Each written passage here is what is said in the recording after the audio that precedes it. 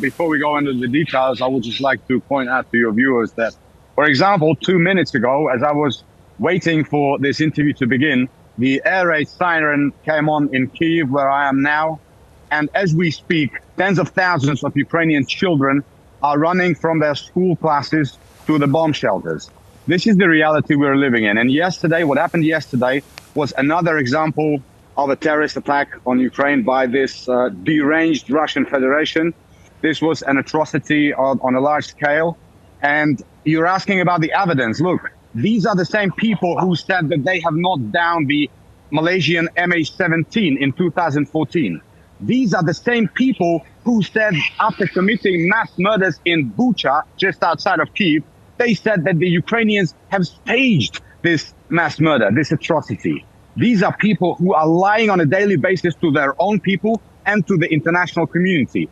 And yesterday's presentation of the Russian representative at the UN Security Council emergency meeting is just another example of that. We have evidence that this was the Russian man-made pre-planned terrorist attack. The US intelligence has this evidence, and we will submit this evidence to the International Criminal Court. And hopefully another indictment of their leader and their whole clique will come forward soon, because this has to end. And this has to end on the battlefield. We will win. Yuriy, yeah, you just mentioned air raid sirens going off there in Kyiv right now. Like, if you have to get into safety, I don't want to keep you outside if you should be going to a bomb shelter right now.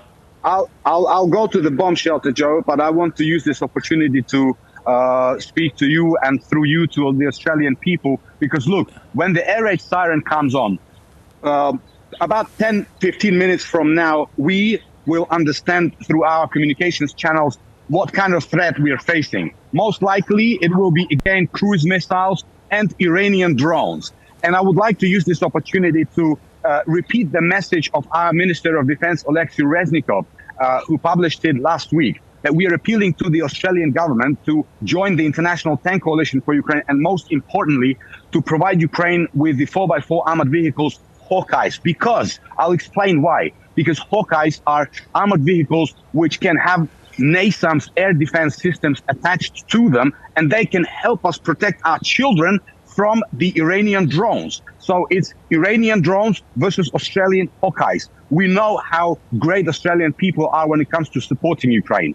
So when the NATO will gather in Vilnius in a couple of weeks' time, we hope that the Australian government will announce a new package, and we hope that meaningful things like more Bushmasters, more Hawkeyes will be in that package. Because for us, it's about survival. It's not something that we can put off forever. We want our children to resume normal lives. And I think we want the whole world to stop living this nightmare. Because look, yesterday, destruction by the terrorists of the dam. Now, one of the major risks was, of course, the water from their reservoirs, from that dam, is used for cooling down the reactors of the second largest nuclear power plant in Europe.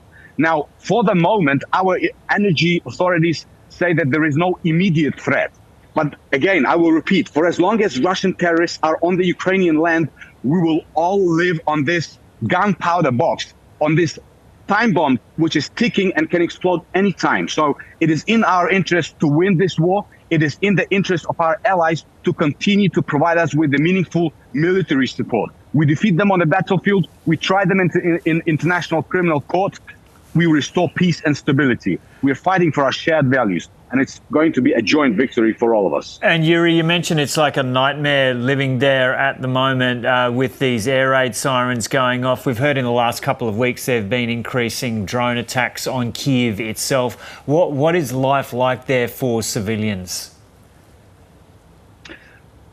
Joe, on the one hand, of course, by now we are used to it. But I can tell you the truth. You know, I myself, being in my capacity as an advisor to the defense minister, having details about certain things, every time when the air raid siren comes on, my heart starts pounding harder, because I think of the children. You know, I'm not worried about myself. I think of all those children who will now have to sit in bomb shelters waiting for this air raid siren to switch off. And we have no idea how long it will last. It could be 2 hours, could be 3 hours, and they will have to sit there, you know, and just drink water, and their parents will not even able to get in touch with them or take them, because everybody has to be in a bomb shelter. Because we know that these missile attacks, this missile terror is intensifying. Russians are now using not just cruise missiles, they're also using ballistic missiles. So that you understand, from the moment of the launch of a ballistic missiles from Russia, they can be in the central Kyiv in 3 minutes.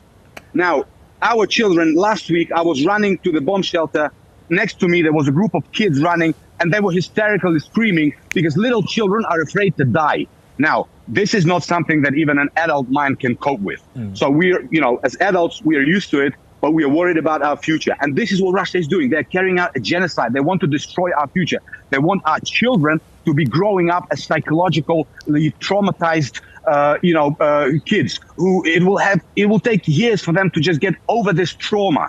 So why wait? Why procrastinate? Let's just do it. We can do it. We have shown to the world that we can defeat Russia on the battlefield as long as we get the tools that we need. And, we are now talking to our partners about the F-16s, about long-range missiles, because these are all weapons that save lives. When we are asking Australian government to provide us with more Bushmasters and Hawkeyes, it is the same as we're saying, help us save the lives of Ukrainian children and restore normality. And Yuriy, does it seem just insane to you that this is still happening in 2023? Joey, trust me, when we first heard the blast of the first missiles 15 months ago, we could not believe it. I mean, we knew that Russia is a terrorist country who for centuries was hell-bent on destroying our identity, our culture, our nation, but we were completely overwhelmed with a sense of disbelief when we saw this. For the last 15 months, every second day, we're seeing more atrocities. And now that they have reached a new, every time we think these terrorists can do no more harm, they stoop to another low. Yesterday, the destruction of a dam, tens of thousands of people are left without home, without drinking water. Thousands of homes are underwater. The water in some parts of Kherson and Zaporizhia region has reached 10 meters.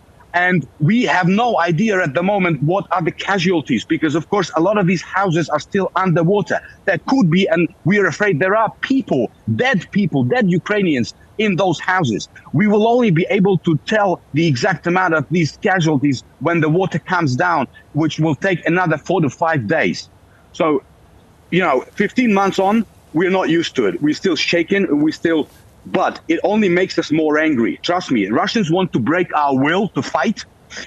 They should have learned by now. This will never happen.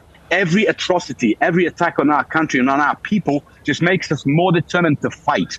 And we know that our allies see it. This is why they support us. And this is why victory is inevitable. And this is exactly why Russians are resorting to these terrorist tactics, because they are paranoid now about their defeat. They know we are going to win.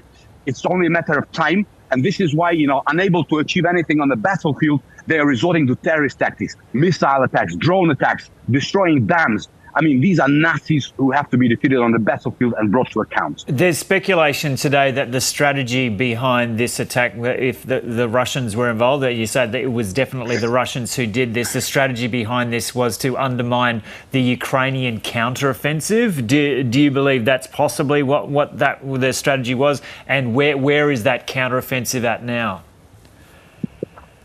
Well, indeed, we know for a fact, and this is no coincidence. The day before yesterday, Ukrainian army has begun moving forward on the front lines around cities such as Bakhmut, Avdiivka, Marinka, and the next day, this terrorist attack happens. So, of course, we know that they are afraid, they are in panic. They know that the Ukrainian army is coming to drive them out, and this is why they're committing all these things. But our military command, of course, knew well beforehand. We had intelligence that a terrorist act on this Kakhovka hydroelectric power dam can happen. So we had contingency plans in place, which have been rolled out. We are evacuating people. We are providing them with drinking water, with all the basic necessities. And our military command has said it very clearly. And our president said it very clearly yesterday. This will not have any impact on our military plans. We will still proceed as planned. Of course, we do not announce our plans because the element of surprise is part of the military success. But at the same time, Russians have miscalculated again. They were hoping to slow down our offensive. They're hoping to somehow demoralize us. This will not happen. We will proceed to deoccupy our lands, and they know it. And this is why they're in panic.